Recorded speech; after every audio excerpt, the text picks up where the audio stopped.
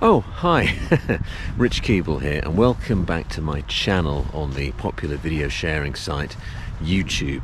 Please don't forget to like and subscribe.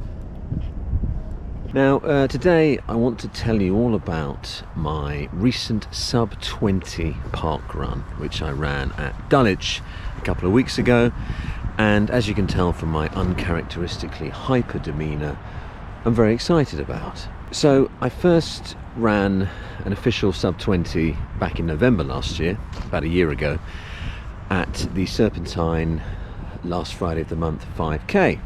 Now the reason I did that race was the week before I tried to run sub-20 at Tooting Park Run, and I basically failed. I ran 20 minutes and 2 seconds, which is very annoying. I'd kind of forgotten how park run worked. I started too far back from the start line. You know, when my watch actually pinged 5k, it was sub-20, but it wasn't an official time. So even though, you know, it was a Strava PB sub-20, I was annoyed I didn't have the official time. So yeah, I managed to do it the week after, and you can see that I did a video about that last year. Now, unfortunately, after that, I got a bit cocky and I started doing, I think, maybe too much speed work, and I sort of had a bit of an Achilles issue when I was doing some stretching. So I ended up, long story short, I took a month off running. I spent most of Christmas just doing sort of calf raises and the like, trying to get back into running. I had Manchester Marathon booked for the April, wasn't sure whether I'd do it or not, but I did manage to get back into shape to do that. I think I did a 12-week plan. Anyway, after the marathon, I recovered, and not having a specific goal in mind, I didn't really do much structured running, so I kind of got a bit lazy. Peak laziness was around July, where I wasn't running very much at all. Anyway, so I was trying to get back into it, and I did a park run at the end of July at Nonsuch, and I did it in 25 minutes and 50 seconds, and I really struggled during that park run. My heart rate was through the roof, and I had to stop a couple of times.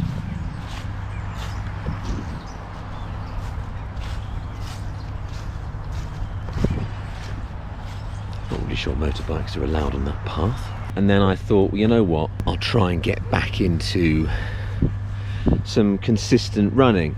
I thought I'm not necessarily going to follow a specific plan, but I will try and do consistent mileage. And what I've been doing is about 50k a week since August. Excuse me, about 50k a week. Now 50k a week is actually a pretty good sweet spot for me, because that's when things start to happen fitness wise. It's not usually enough for me to feel too tired, and you can do 50k in just 4 runs a week.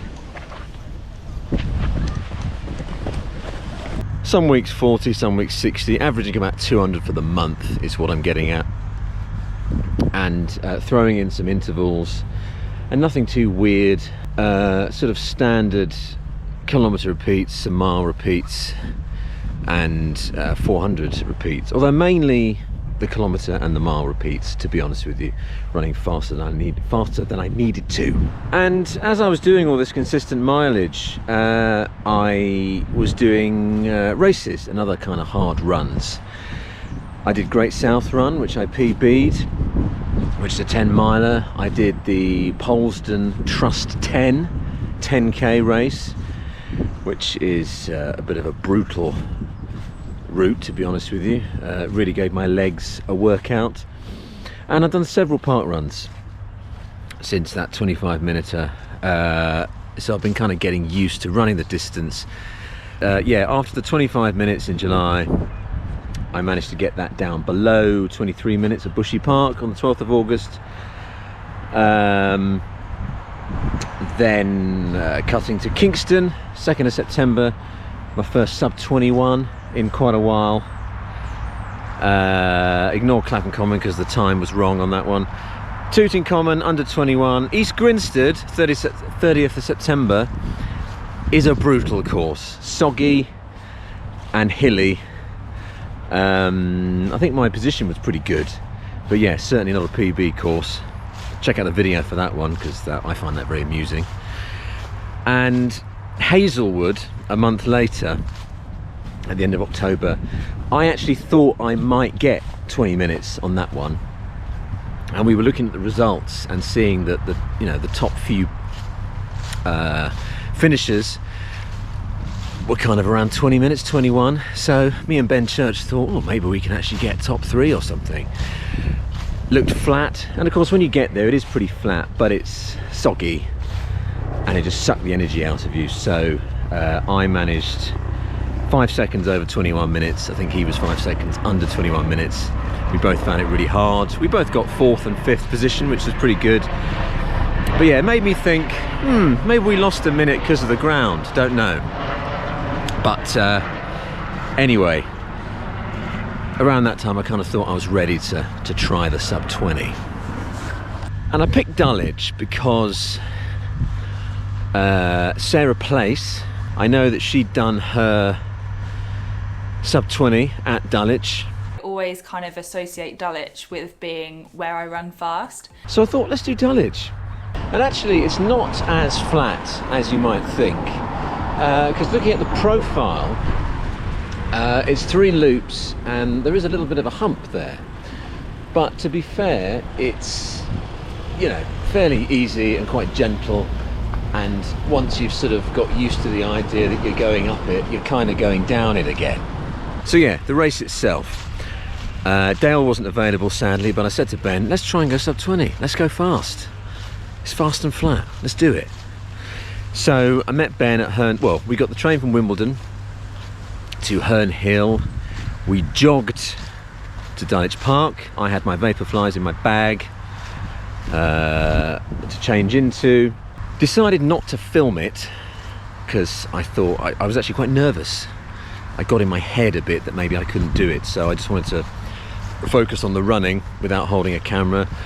Thought about the chest strap, but yeah, felt a bit tight. I thought, let's just go for it. Anyway, the course, yeah, despite the undulation, it's a really lovely wide path. It's a lovely kind of really gentle loop, so there's no sharp turns. It's wide enough that you're not going to get stuck behind anybody. As with all races, especially a competitive one like Dulwich, there's a bit of a crowd at the beginning, so you sort of struggle a bit and then you speed up too much. So at one point I was running about 3:45 pace, so too fast, but did slow down. And then once I'd done a couple of K, I was just trying to hover around 3:55, really, 3:56, or maybe even 3:58, 3:59. A few times I thought to myself, I could slow down a bit now, conserve a bit. And then once I got past 3 kilometers, it kind of felt like, it was game on. And I sped up a bit on the last one. And the watch was a bit long, probably because I was weaving a bit. I wasn't running the measured line. So I was about 5.06.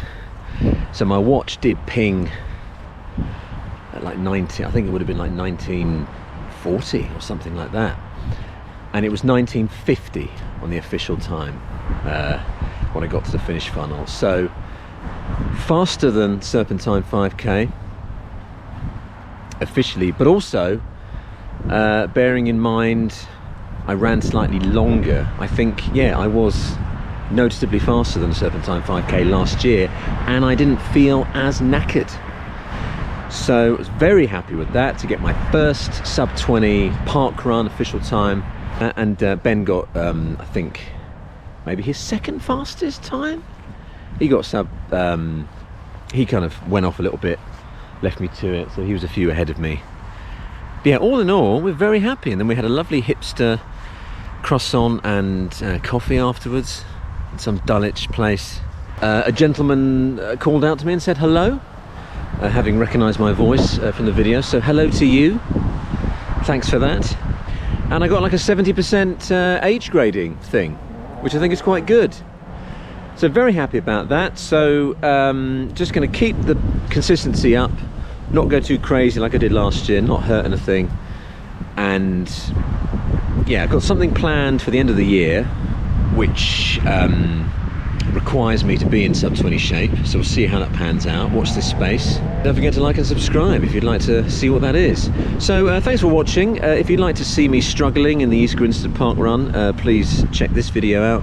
If you'd like to see me struggling the Polesden 10k, check this video out. And whatever this video is, please do check that out as well. Oh, and this video is my previous 5k attempt as well. So thanks very much, and I'll see you around.